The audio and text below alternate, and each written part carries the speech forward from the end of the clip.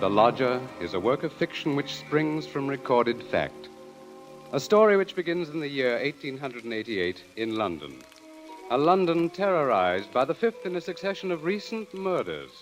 It was believed that these deeds were the work of one person, a tall, gaunt figure in a black Inverness cape, carrying a small, narrow bag. That meager description, provided by a highly unnerved witness, was the sum total of all that was known of the murderer. It was enough, however, to keep alive and alert the interest of all London, of all those in fine quarters, and all those in small, grimy houses, as, for example, Ellen Bunting. Ellen was no different from all the other middle-aged housewives dwelling in the great city's squalid Whitechapel district. She knew all the known facts of the case. As Herbert Marshall will tell you, Ellen knew it was quite proper to refer to this wielder of the knife as the Avenger.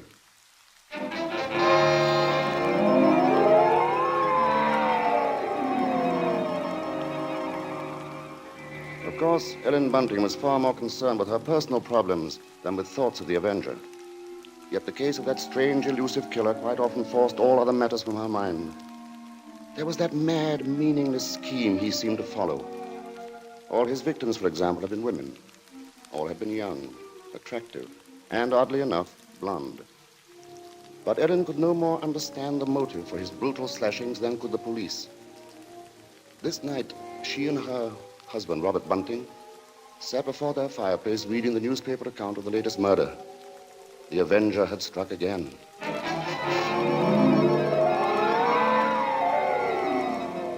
As Ellen expressed it, he might be anybody. He might be the fellow you pass on the street.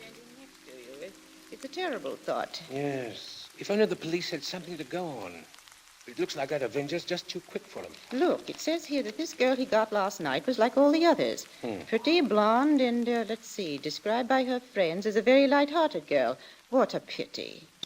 Did you ever stop to think who fits that to a T? In fact, fits all those girls? Why... Why, my own Daisy. Oh, that's a horrible thought. Well, maybe it's a good thing she's with her aunt, then, instead of here. London ain't a safe place for any girl right now. Just the same, I can't help thinking how fine it'll be to have her back in. Now, Bunting, you know that Daisy seems just as much my own daughter as she is yours. But I'm telling you, there's no sense even thinking about having her back right now. We just can't afford it. Oh, I know that, Ellen. Only, well, maybe we could manage it some way. How? Haven't I scrimped myself half crazy trying to keep us going? But you don't care about that, do you? No, your Daisy's more important to you than I am. No, Ellen, that don't sound like you. Oh, I can't help if it don't. What are we going to do? Tell me that. We'll get along, dear. Something will turn up. Oh, we haven't had a lodger for months. Nobody even comes to look at the room anymore. Yes, but things will work out, Ellen. Oh, they ain't never going to work out. Soon we won't even have a roof over our heads and... What? Oh, I'm sorry, Robbie. I didn't mean to take on so. Oh, I know, dear, I know. It's all right. Oh, I didn't think it. It's just that I've been so worried. Well, don't you go worrying another second, old girl. Why, first thing you know, you won't be pretty anymore. You'll have your face all wrinkled and... Now, see here, Now, come on, now, let's see a smile. Come on, just have one Oh, smile. leave me just alone, one I smile won't. like you used to, Oh, eh? be done with you. Who do you suppose that could be? Awful late for visitors. Bunting, do you think it could be somebody looking for rooms? Well, it might be. You want me to go to the door? No, I'll go. Oh. You just stay here. Yes, all right. Now, be sure you get a good look at the ways before you let them in, dear. Oh, I'm coming. Oh, I do hope it's... Yes, sir? Is it not true that you let lodgings? Yes, sir. Won't you come in, sir? Thank you. Could I take your cape, sir? There's no need. Now, I'm looking for a quiet room. It must be quiet. Oh, we have that, sir. Above all, our house is quiet. Your bag, sir. May I take it? No, I'll hold it. You'll be so good as to show me the room, please. Oh, yes, sir. It's right up these stairs, sir. This way. Thank you. You see, sir, there's just my husband and me here, and we're ever so quiet, and I'm sure you'll find this room to your liking, sir. Here we are. Now, I'll just light the gas. There. Mm-hmm. Very good. It is pleasant, isn't it, sir? And there's not many rooms with such pretty pictures, are there now? We've had them in the family for years, sir, and... Pictures interest me very little. You see, what really impresses me about the room is the very simplicity of it, the The bareness. Yes, sir. It's not at all crowded, is it? It will be quite suitable, Mrs. Bunting's. Mrs. Bunting. You see, I do a great deal of studying in my book here, the Holy Bible. Yes, sir. Please, sir, let me help with your luggage. No, don't touch it. Oh, but I only wish to... Oh, you only wish to help, of course. You must forgive me, Mrs. Bunting. It's just that I'm so very weary. Of course, sir. He bringeth them to their desired haven. Beautiful words, Mrs. Bunting. Indeed they are, sir. And now at last I have found my haven of rest. Yes, sir. Then you'll be taking the room. Let us see now. What are you going to charge me? With attendance, mind. I shall be staying in most of the time, and I shall be wanting meals. Oh, we can see to that, sir. Then does 30 shillings a week suit you? 30... Why, yes, sir. Yes, sir, that will be quite all right. Good, and I shall pay you in advance. My name is Sleuth, Mrs. Bunting. Mr. Sleuth. Sleuth. Think of a hound, Mrs. Bunting, and you'll never forget my name. 23, 4, 30 shillings. Thank you, sir. And I think I should enjoy a little light supper now, Mrs. Bunting. Bread and butter, perhaps. Could you arrange that? Most certainly, sir. I'll do that now. And if you'd be requiring any beer or spirits... Certainly not. Oh, sir. What did I say? I thought you understood me, Mrs. Bunting, and I had hoped that you and your husband were abstainers. But we are, sir. We don't keep nothing about. I would have had to go out and... Of course. Oh, I'm sorry, Mrs. Bunting. I fear I spoke sharply. I don't wish you to think me rude. After all, you've been so kind, considerate. I hope I know a gentleman when I see one. Thank you very much. Now, I'll just hurry with your supper.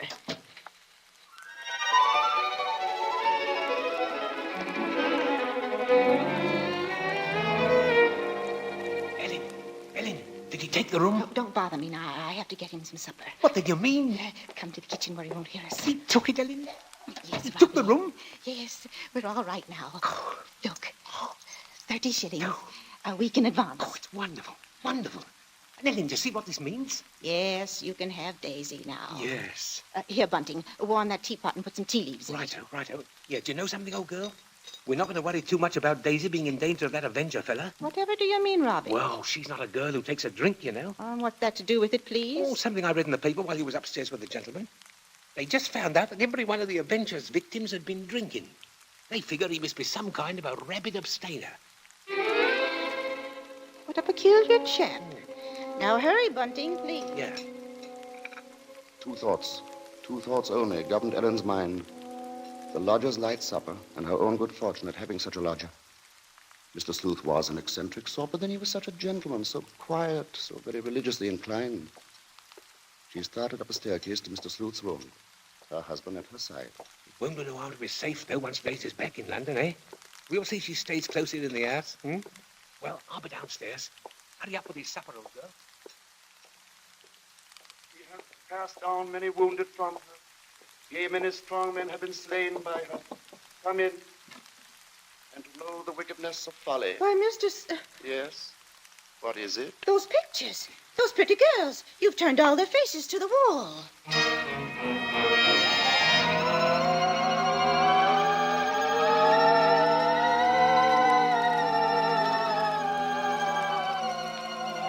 And that maneuver, that strange action, was the beginning of Ellen's concern. Soon there came to her a recollection of the black Inverness cape, the small, narrow bag, the urgent matter of alcoholic drink. And these details began to shape themselves into a pattern which grew more disturbing with each passing hour. The day following, the lodger did not leave the upstairs room once, nor did he leave the next day. And the oddness of this took its place in the pattern. Then, too, the approaching arrival of Daisy, her stepdaughter, added to her concern. On the second night, her sleep was restless with vague, horrifying images. And so when she heard the first stealthy footsteps outside her bedroom, she was instantly awake.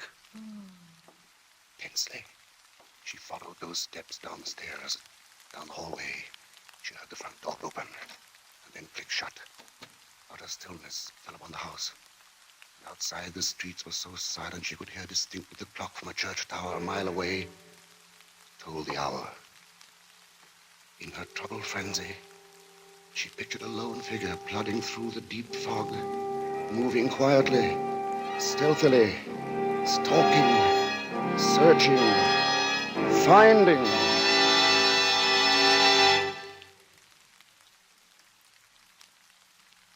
When, soon after she heard the lodger return, she sought to quiet the horrible dread which had possessed her.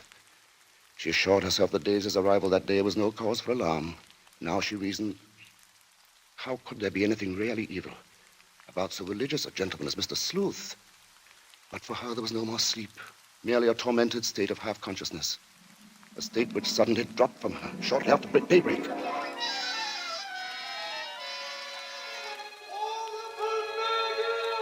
Horrible murder. That was the piercing scream of a newsboy found on the street. The Avenger strikes during night! Ellen Bunting heard the boy cry out the Avenger's latest stroke, made during the night. Information! Order for murder at King's Cross! Avenger takes the kingdom!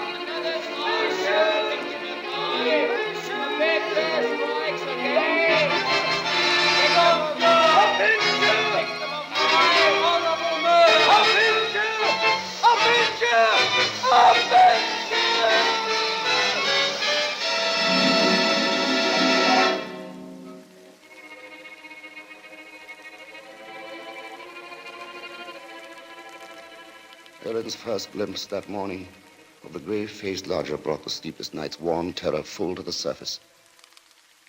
But on the next instant, she saw the pitiable, helpless weariness in his eyes, and curiously the terror began to pass.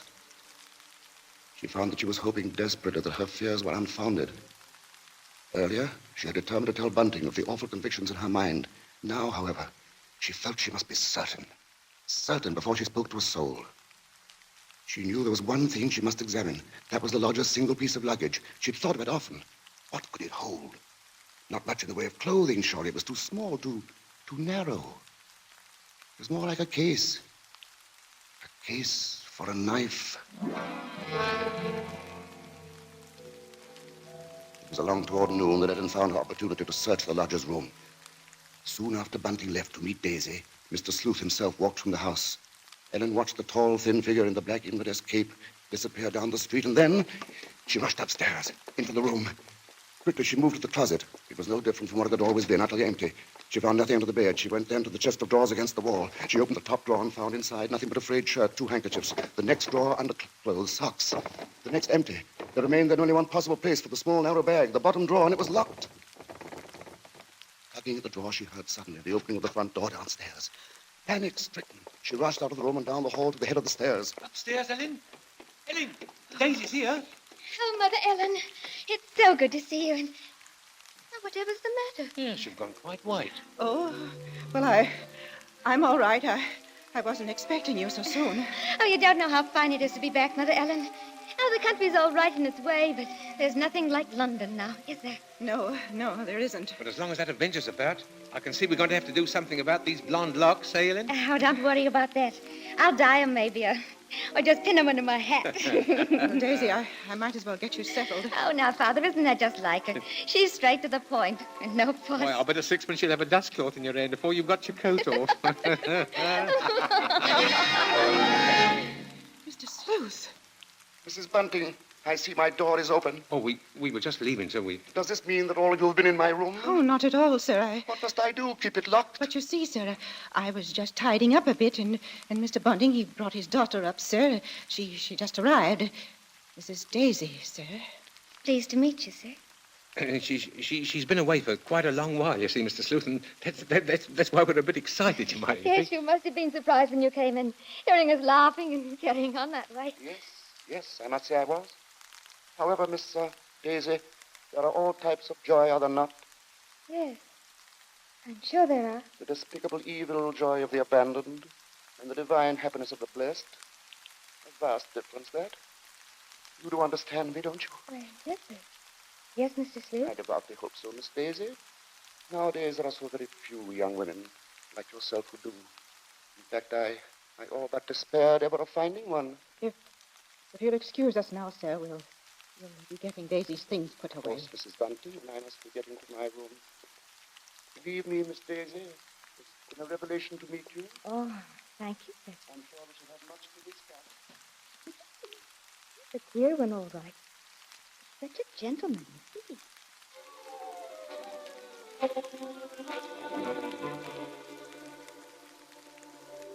At that moment, Ellen had been determined to pour out her terrible knowledge, and then the moment passed by.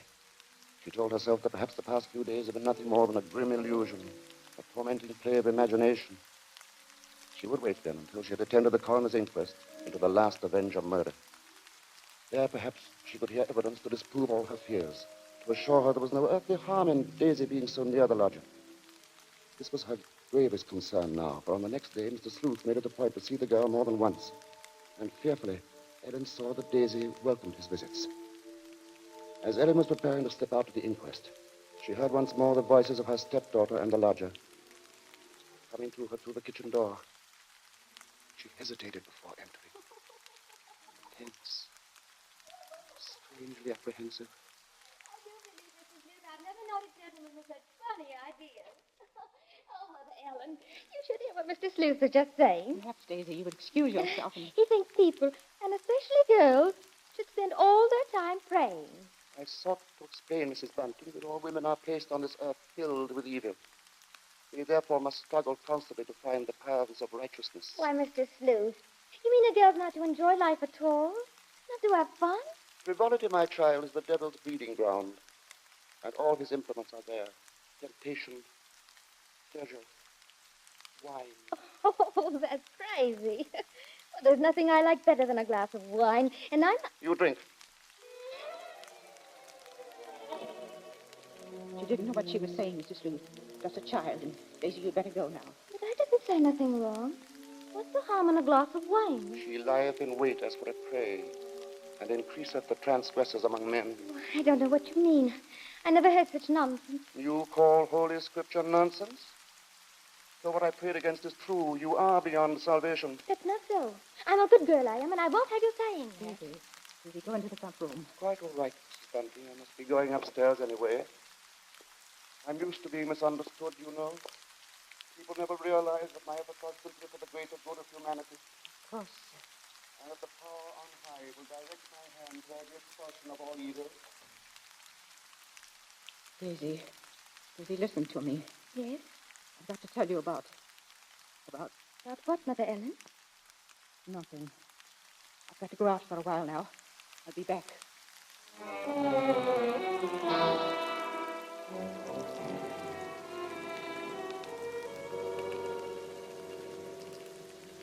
The moment to reveal the secret horror had come again and passed. Ellen's sudden recollection of Mr. Sleuth as he stood in the doorway had overwhelmed her. She must give him this last chance, this last frantic search for disproving evidence, this trip to the inquest.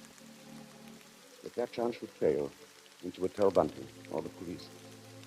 So with the knowledge that Bunting was left in the house to look after Daisy, she boarded the underground train bound for the coroner's court.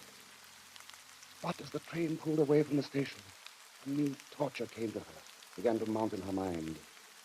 It was the sudden realization that provided Sleuth was the murderer, she was equally responsible for his crimes. She had been giving him protection. If anything should happen to Daisy, she would be equally guilty. Fully as guilty as the Avenger.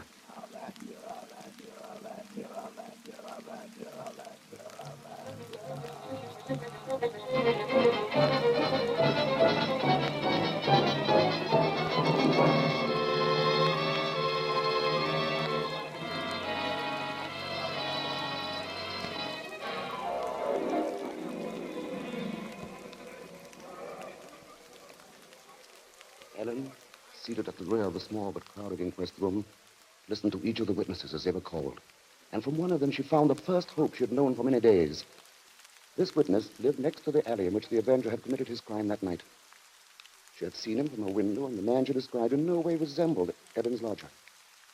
But in another moment, Ellen's hope was swept away. It was pointed out that the fog had been so heavy that night that the witness could not possibly have seen the murderer from her window.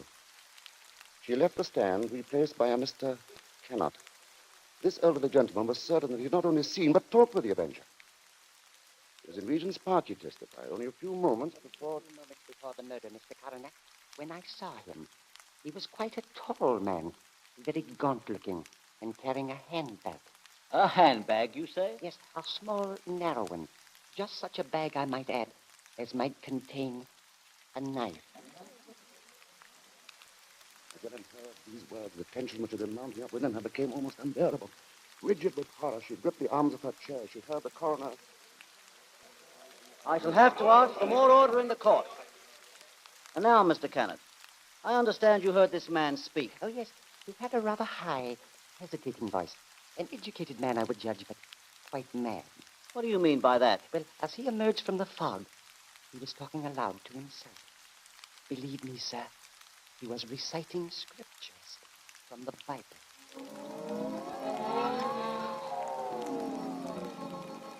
Scriptures from the Bible. Horrified, Ellen rose from her seat, only half hearing the confusion about her. Are you asking us to believe, I would say, Mr. Kennett, that the man we're looking for would be least of all a religious man? And that's where you're in error, Mr. Coroner. The religious note is the very key to the case. Very interesting. That'll be all, Mr. Kennett. Just a moment, sir. Don't you understand? The man you're after must be a religious maniac. That's the only explanation possible. You will please stand down. The court was dismissing the very truth. Ellen knew that now. She would no longer keep silent. Her hands shot forth, and she screamed.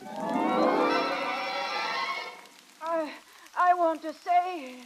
Ellen Bunting, on the verge of speaking, had fainted. And then, when she was revived a few moments later, she said nothing. Her brain was in too great a turmoil, her nerves too sharp. Like one in a dream, she allowed herself to be led from the courtroom. The voices of spectators were only vague sounds to her. Yes, it was hysterics, eh? Yeah, that bit about the knife. Yeah, the knife. The knife. The knife.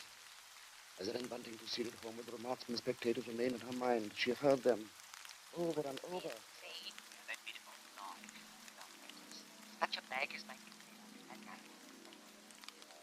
We'll see she stays close into the house, eh? No harm in being safe. Direct my hand toward the expulsion of all evil. Expulsion of all evil. What's the harm in a glass of wine? I didn't say nothing wrong. As Ellen neared her neighborhood, her dread increased. With each moving footstep, the grip of terror grew tighter, tighter about her. She moved faster, faster. Before she were in time, she was 2 streets away from the house. Then one. Then she saw Bunting. Sharply, like the thrust of a knife, she realized what this meant. Daisy was left alone with the lodger.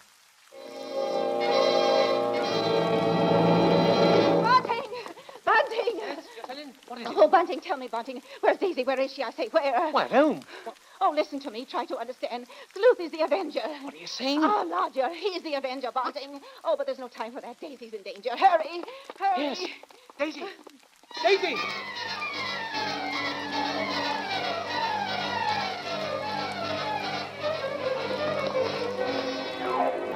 Here we are, Bunting. Here we are. Daisy! Oh, Daisy! Daisy, where are you? I'll look in the kitchen, Bunting. You try the sitting room. Daisy! Daisy! Where are you, Daisy? Answer me, Daisy! Oh, Bedroom. she's not here.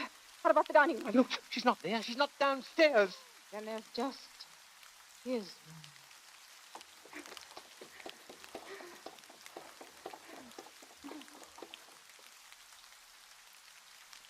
Go on. Open the door.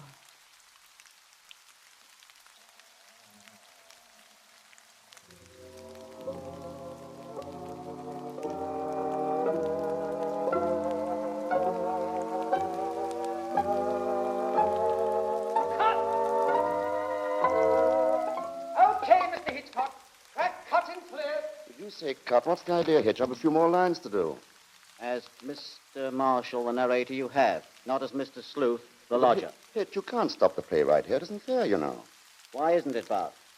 What more is there to say? But Mr. Hitchcock, won't people want to know what Bunting and me found in the room? All right, Ellen. What precisely did you find? Well, nothing, sir. There. You see? Nothing. No lodger, no Bible. And that locked dresser drawer. What about that? We unlocked it, sir. And what was in it? Nothing, sir. You are certain, Mrs. Bunting? Oh, you gave me quite a turn, Mr. Mr. Marshall. Yes, sir, I'm sure, sir. There was nothing. Well, begging your pardon, Mr. Hitchcock, but don't you think we'd better just mention about Daisy? I don't know, Bunting. What do you think we ought to say? Oh, just that the reason she wasn't in the house when Ellen and me got there was... Well, she'd gone out for a walk, that's all. Did she enjoy it? Oh, very much, sir. Made it to King's Cross and back in just under an hour, sir. Splendid time, Bunting. Well, there you are, Bart. There's the story. Now, wait a minute, Mr. Hitchcock. You can't do that. That's not the story. Of course it's not. Now, look here, Hitch. Here's the fellow who composed and conducted all our music, Wilbur Hatch.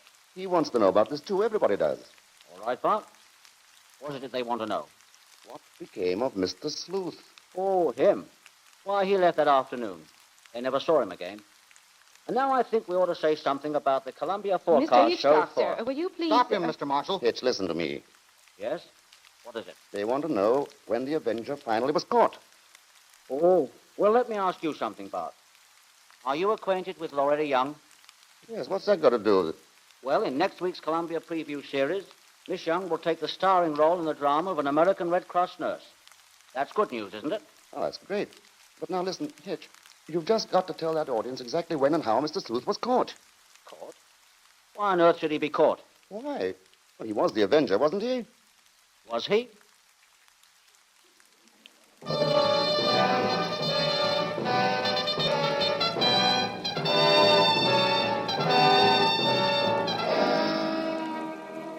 Your guess, gentle listener, is as good as ours.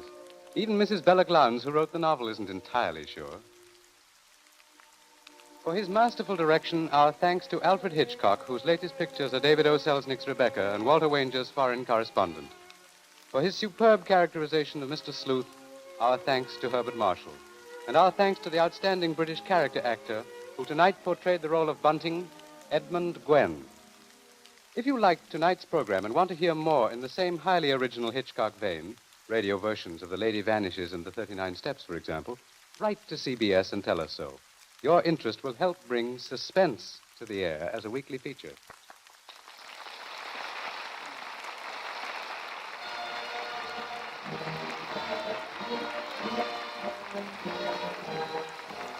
Forecast next week presents from Hollywood, Loretta Young in Angel, first of a proposed series based on the adventures and the romance of a typical Red Cross nurse. From New York, a new sort of comedy show, Ed Gardner as Archie in Duffy's Tavern, with Gertrude Neeson, Colonel Stoopnagel, Larry Adler, and John Kirby's orchestra. Don't miss Forecast at this hour next week.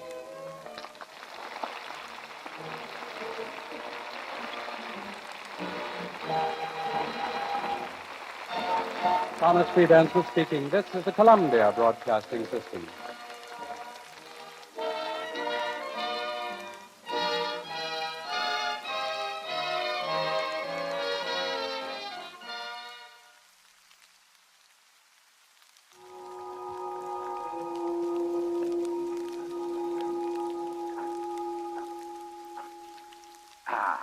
A glass of sherry by the fireside of a beautiful suburban home.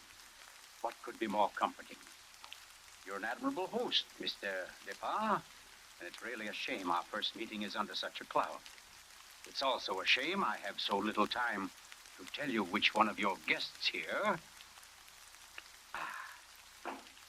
murdered your uncle last week.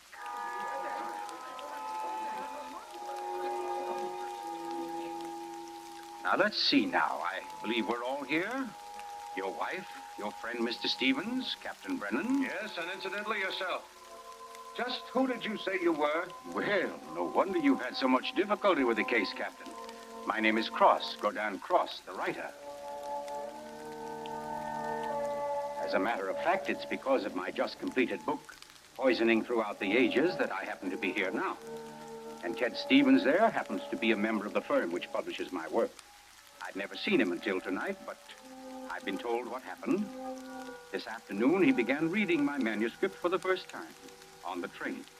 The commuter's train, which every afternoon deposits him safely and soundly here in Crispin. I imagine he was halfway home by the time he finished the first chapter. Then he turned a page. Attached to the following leaf was a picture. And looking at it, the young man stiffened suddenly and all but cried out his shock.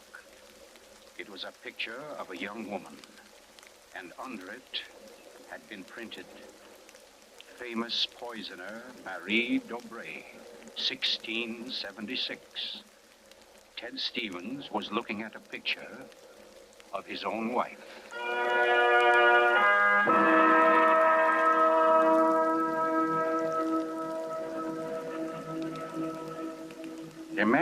Imagine his 25-year-old wife in 17th century costume.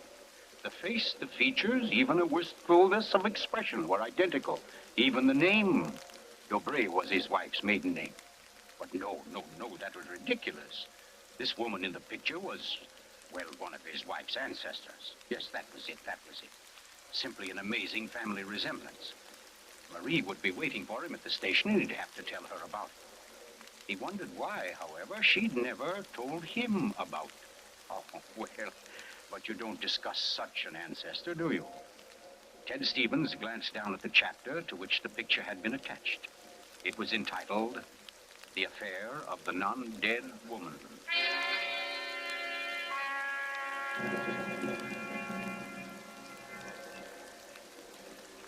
Hello, Ted. Stevens was almost jolted from his seat.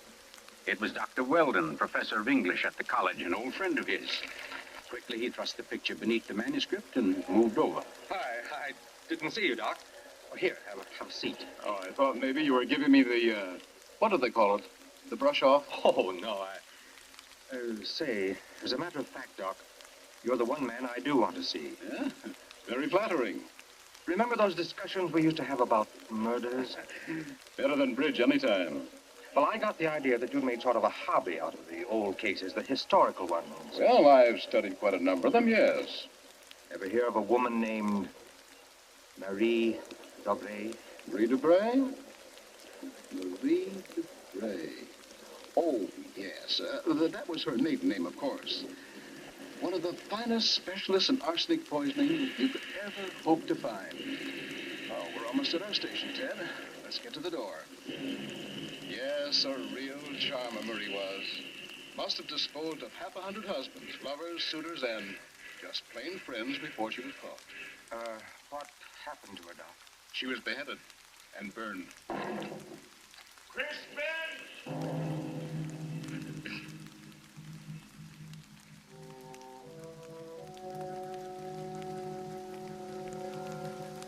Oh, absurd, laughable. Ted Stevens kept saying this to himself, and yet what he knew was a foolish dread followed him straight through the small suburban station and clung to him as he reached the street. And there in the roadster was Marie, leaning toward him a little to hold the door open and smiling at him. Oh, Ted, what on earth are you staring at? That streetlight shining on your hair, I like that. Oh, you're tight. Come on, get in the car.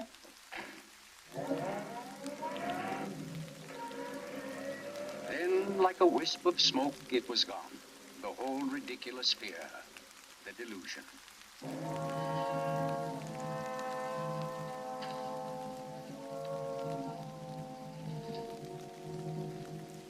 When at home, Marie brought the cocktails into the living room. The logs were burning brightly in the fireplace, throwing a soft, dancing glow upon a room that was darkening with dusk. To you, Marie. And to you, oh dear. As Stevens placed his glass down, he noticed the manuscript of my book. It was there on the table, right where he placed it when he first came in. Deliberately, he turned from it, and then turned back. The manuscript had been moved. Only an inch or so, but it had been moved. Keeping his back to his wife, he thumbed through that early chapter and discovered, just as he knew he would, that the photograph was gone. For a long moment, he thought of what to do. Then slowly, he turned around. This book by Cross I brought home. Yes? There was a story of poisoner in it. Rather funny. Her name happens to be the same as yours. Oh, your maiden name, that is. Oh, that is odd, isn't it? Darling, was she a relative of yours? Why, Ted, you're serious. In a way, yes. Oh, I don't mean it's really important. It's just that, well, when you run across a person who's a dead ringer for your own wife and who lived 300 years ago and was a top-flight poisoner, well, you like to hear about it, that's all. What on earth are you talking about? Darling, be honest with me. Didn't you look at this manuscript when I was out of the room? No. You didn't take out a picture of a poisoner named Marie Debray? I most certainly did not. Oh, Ted, what is this all about? What are you getting at? Well, just this. Somebody took that picture out of that manuscript since I've been home. Now, who's that? Well, I'll take a look. Wait, I don't feel like... Why, it's Mark Bittard. Mark? Ted, wait a second. Yes? Ted, whatever it is he wants, promise you won't do it. Promise I won't do I it. mean, promise you won't get yourself involved. Please, Ted, don't go out tonight. Say, what in the world is... Well, anyway, we can't let him stay outside. Mark, how are you? Come on in. Thanks, Ted. Thinking about giving you a call later. Oh, let me have your hat. Oh, thanks. Marie, I hope you'll excuse me for popping in like this, but, well, I wanted to talk to Ted. It's rather important. Oh, I don't mind at all. Come on, Mark. We'll step into the library. Oh, you mind, dear? Of course not, Ted. I'll be making sandwiches for us. Oh, grab that chair in the corner, Mark. Well, let's hear it. What's the trouble? Ted, my Uncle Miles was murdered. Murdered? Oh, the talk hasn't reached you yet, but it's already started. Nothing definite, of course, just that there was something wrong about Uncle Miles' death. But I don't... Mark, are you sure of this? You know he was murdered? I don't know. Of course I don't. I just don't see how it could be any other way. Uncle Miles, you know, had been sick for quite a while, but last Saturday he seemed so much better that Miss Corbett, that was his nurse, decided to take the day off. And, oh, you know all this. You and Marie were over that afternoon. Anyway, Lucy and I went to the club that night, to that masquerade party, and we left the old boy completely alone. I've cursed myself 1,000 times since. But what about your housekeeper, Mrs., what's her name? Henderson. Wasn't she around? Oh, sure. In that little house out in back. We told her to look in now and then, but, well, that wasn't good enough. It was after midnight when Lucy and I got back. Uncle Miles was dying. Ted, it looked exactly like one of his regular attacks. But then later, after he was gone, I happened to glance under the chest of drawers in his room. There was a small silver cup under there, almost drained, and Uncle Miles' cat. The cat was still warm, but quite dead. Oh. I managed to get the cat out of the house and buried without anyone seeing me. Next day, I had the contents of the cup analyzed. It was poison? Yes. Arsenic. Well, what do you want me to do? Help me open the crypt. What? I want to have a private autopsy performed. Help me get Uncle Miles' body out of that vault. Oh, I know it's a tough job. The thing is sealed solid, but we can do it. You mean without the police knowing about it? Without anybody knowing about it. Mrs. Henderson's visiting her sister, and I managed to send Lucy over to the club. You must be crazy. You're playing with dynamite, Mark. This is something you've got to tell the police now. I can't take that chance. But they'll have to know sometime. You're only I've delaying got to know first, I tell you. You don't understand, Ted.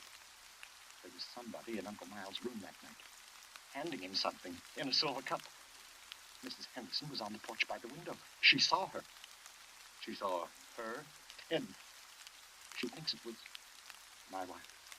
Oh, Lucy. It doesn't mean anything to Mrs. Henderson yet, because she doesn't suspect anything, but, well, Ted, you've got to see why I've got to be sure, why I've got to know how Uncle Miles died. Because it wasn't Lucy, Ted. I know it wasn't. Of course not, Mark. She had an alibi. Well, she was with you at the club, wasn't she? Yes. Except for half an hour. I see. You'll help me, won't you, Ted? When do we start? As soon as you can make it. Okay. Come on now. I'll get your hat. You trot on ahead, and I'll come over as soon as I can see Marie. But you're not going to tell her about this. Of course not. I'll think of something. Don't you worry about it. No, thanks, Ted. Thanks a lot. Marie? Darling, Mark asked me to... I know, Ted. Here, you better take these sandwiches with you. You'll be hungry. But you knew I was going out? Yes, I knew. You listened to it? I couldn't help it, Ted. I had an idea what Mark's visit was about. The talk about his uncle's death. There's a lot of gossip about it in the village. That's why I tried to tell you. Why I didn't want you to get mixed up in it.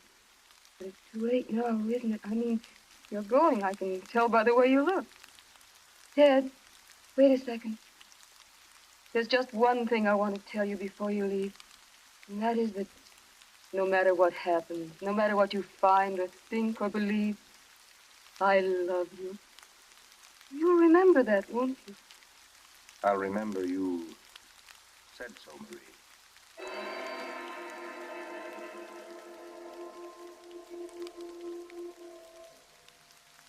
By the light of a dim kerosene lantern, Mark and Ched Stevens pounded their way through the thick shelf of rock that covered the Depar's ancestral tomb, pried open the great slab of stone which lay across the subterranean door, and then at last descended to the dank, ink-black chamber. They found the coffin. They dragged it from its crypt and placed it on the cold stone floor. They unclamped the lid and opened it. Mark. It's empty. That's impossible. It can't be, but it is, Mark. You know what this means? That body wasn't in this coffin when it was placed here. I'll swear it was, Ted. From the time that coffin was closed on Uncle Miles, somebody, the undertaker or Lucy or me, somebody was with it until it was buried. And the crypt was sealed right after. Then somebody beat us to it. Somebody's broken in here ahead of us. Broken in? Listen, Ted. Lucy and I have hardly left the house since the funeral. Do you think anybody could break in here? Smash through that stone and cement without our seeing them or without our hearing them? Well, what? Well, you might as well come on out then. Who was that? Me, Mr. Depard, up here. My name's Captain Brennan. I'm from the office of the Commissioner of Police. Like to talk to you if you don't mind, Mr. Depard. Here, follow my flashlight up. But I don't understand. How did you know about this? By listening, mainly. You mind if we go up to your house, Mr. Depard? Why, no. Not at all. Oh, thank you. Oh, Freddie. Look here, Captain. Freddie, this is Mr. Depard, Lieutenant Gray. Glad to know you, Mr. Depard. And Mr. Ted Stevens, isn't it? Well, how did you know my name? Pretty simple. I got the names of everybody who was here at the Departs the day the old man died. You and your wife were included. Oh, here we are. But I don't... Captain, who gave you those names? Why, your housekeeper, of course. Mrs. Henderson? You didn't think Mrs. Henderson saw the dead cat, did you, Mr. Depard? But she did. She also saw you bury it. And we've been interested in the case ever since. Well, nice place you have here, Mr. Depard. Now, let's see. According to Mrs. Henderson, your wife was wearing some kind of a masquerade costume that night.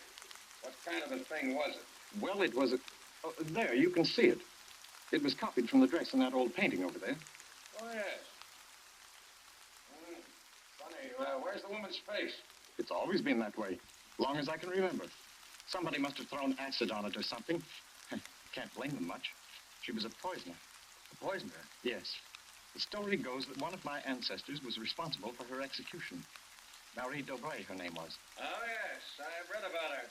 Learned all her poison tricks from one of her lovers, guy by the name of Godin Saint-Croix. Godin Saint... Oh, yes, Mr. Stevens. We cops read now and then.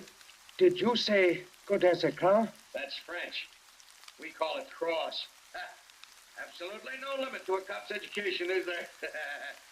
But to get back to your wife, Mr. Depard, she was dressed like the famous Marie. Now, when Mrs. Henderson looked through that window... Just a minute, Captain. Mrs. Henderson can't prove she saw a thing, and you know it. What do you mean? I mean you haven't any right to insinuate that my wife was in that room. Well, who's insinuating? I'm trying to say that Mrs. Henderson, after thinking it over, realized that she was tricked by the costume. The woman she saw in the funny clothes, handing the cup of poison to your uncle, wasn't your wife at all. What?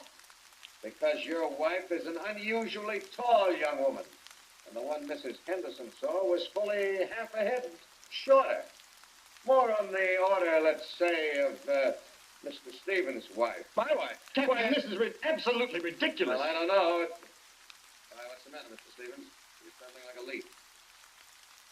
Tell me now, just for fun, where was Mrs. Stevens that night? She was home. With me. The whole evening? Certainly. You retired early? Yes, we both did. You, I suppose, were sound asleep by midnight. Yes, I was. Then how do you know where your wife was? Well, Look here, Stevens. She had to have a costume that would match Mrs. Depard's. How did she manage that? Where did she get it? Well, she never had one. She never had a dress like that. And what about our motive? Why did she poison him? I don't know. Not for money, certainly. Then what was it? Hate? Did she hate Miles Depart? Yes, she did. No. Oh, I don't know. I don't know, I tell you. Brown? Yes, Betty. Thornton got hold of Mr. Depart and hurt him, all right. That's Mr. Stevens. Reason. The phone won't answer. Okay, have her picked up. I'm going home. Stevens, come back here. I'm going to get my wife. Want me to stop him, Brennan? No, let go.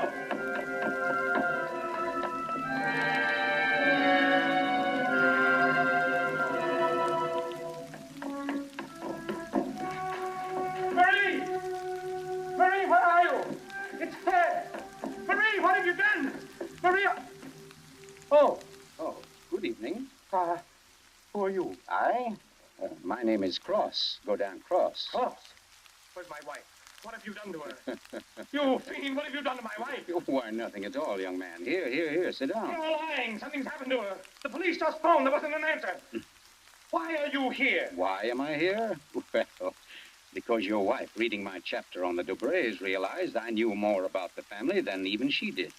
Because she found my phone number on the front cover of the manuscript. And because I know an exceptional case when I hear one. Does that answer your question? No, you know it doesn't. Can't you see I've got to know whether... Yeah, I see. Whether your wife is that Marie Dobray, who was burnt. Burnt by order of the High Tribunal for all poison cases. The burning court of France. Witchcraft, black magic. The world across the threshold. You're quite sure, no doubt, also that I'm Gaudin St. Croix, who first wooed her. No, my boy. No, my real name happens to be, of all things, Tom Simpson. Most unsuitable for a distinguished writing career. And Marie Dobray is no more your wife's real name than mine is Gaudin Cross. What? Your esteemed wife was an adopted child, Mr. Stevens. Adopted by people in Canada named Dobray. Remote members of the real family of poisoners. I can't believe it.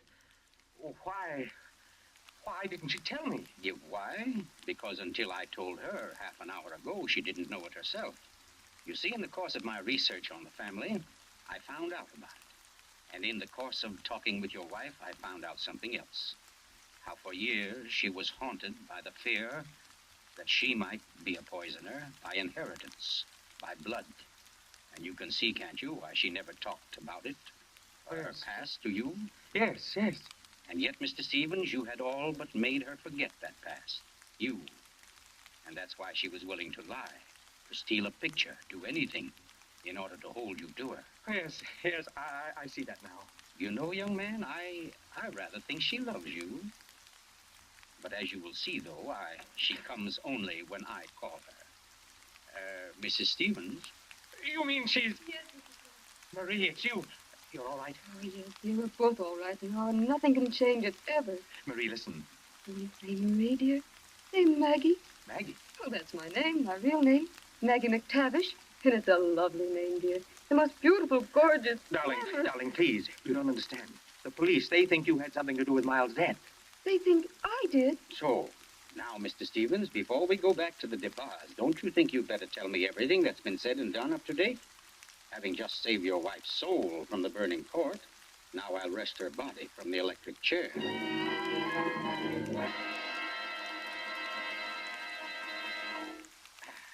Yes, Mr. Depar, truly excellent sherry. Don't you think so, Miss Corbett? Yes. It was very nice. Well, that, ladies and gentlemen, is how I happen to be here. So let us consider first that supernatural hocus-pocus in the crypt. That body that walked out of the sealed tomb. That body that never was in the tomb.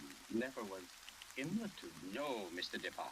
The murderer knew that very soon Mrs. Henderson's story would bring about an investigation. He had to get rid of the well-known corpus delicti. Yes, but who could have kept the body out of the tomb? Who, Mr. Depar? Why, you, sir. What? I don't understand. Well, it's very simple. You had the opportunity. I believe you said yourself you were alone with the body before the burial. And you had the strength. I dare say you carried it down to the furnace, where it's now probably nothing but ashes. Ridiculous. Why would he spend an hour smashing into a crypt for a body he knew wasn't there? Why, Captain? To impress Mr. Stevens, his witness. And also, apparently, you. Oh, let Perfectly fantastic. Fantastic. Oh, no, Lucy. Just comic.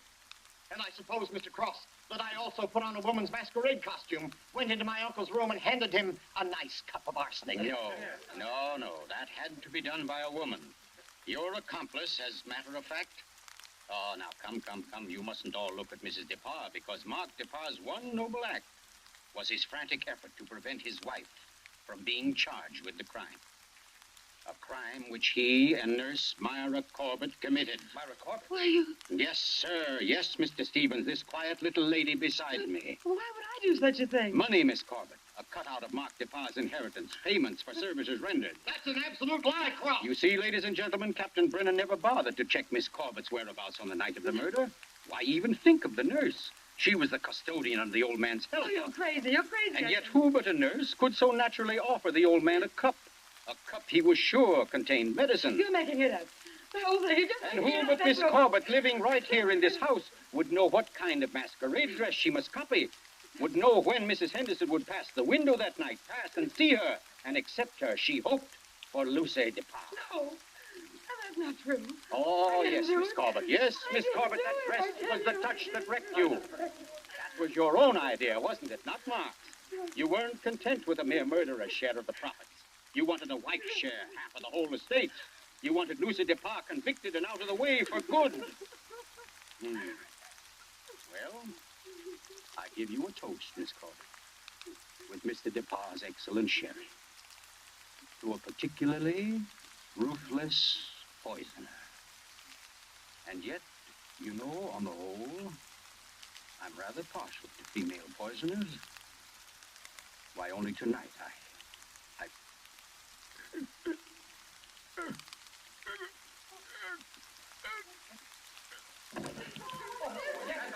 let me get to him.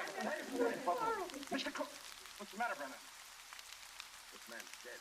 Dead? And from cyanide, if I know anything. Cyanide from that glass of sherry. Cyanide that a nurse could get quite easily. That glass was right beside you, Miss Corbett, and nobody else was near it. Too bad he didn't drink it as soon as you hoped. A second ago, we had nobody to use against you. But we have now, Miss Corbett. We have now. And I arrest you for the murder of Goddamn Cross.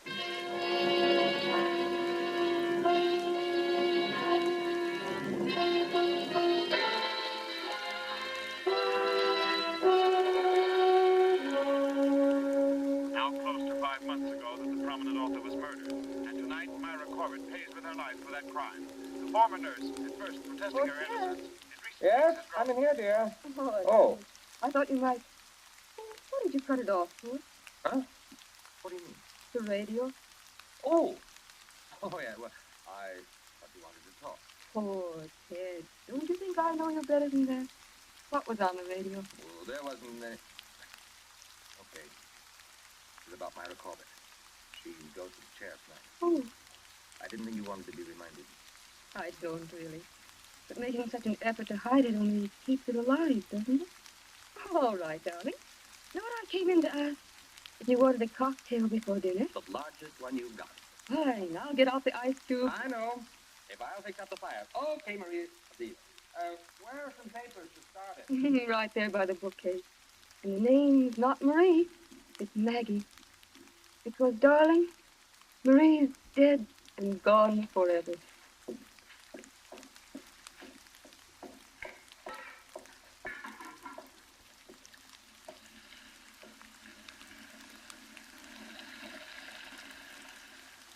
Oh, no, Marie. We're never dead. Neither of us. It was your hand that touched that glass. I know that now. And I could return the favor. But instead, I shall ask that you dispatch your husband. This one, like all the others.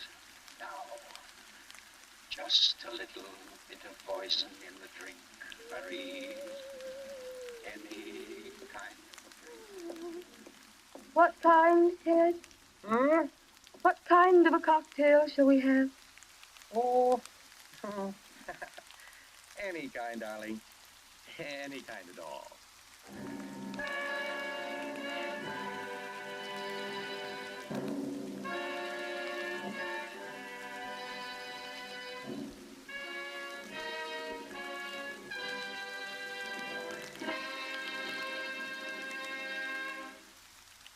You've just heard The Burning Court from John Dixon Carr's famous novel, the first in Columbia's new series of outstanding classics and chills by world-famous authors. Tonight's play, ladies and gentlemen, has one rather special significance we think you'd like to know about. As you perhaps have heard, every fine comedian is said to cherish a secret desire to do an abrupt about-face. He pines for the part of a blackguard. Well, tonight you witness the fulfillment of one such desire. The role of that literary and quite infamous diehard, Gordon Cross, was portrayed by none other than Hollywood's expert provoker of laughs, Charlie Ruggles, here in New York for the world premiere of his latest screen success, Friendly Enemies. The role of Marie, well, that was enacted by a young lady who long ago won national acclaim as one of Broadway's most accomplished dramatic actresses, Miss Julie Hayden. Thank you, Charlie Ruggles and Miss Julie Hayden, for your splendid performances. The play tonight, as all plays in this series, was produced and directed by Charles Vander, written by Harold Metford and scored by Bernard Herrmann. Next week, we bring you an intensely exciting and moving drama, The Life of Nellie James. This is the Columbia Broadcasting System.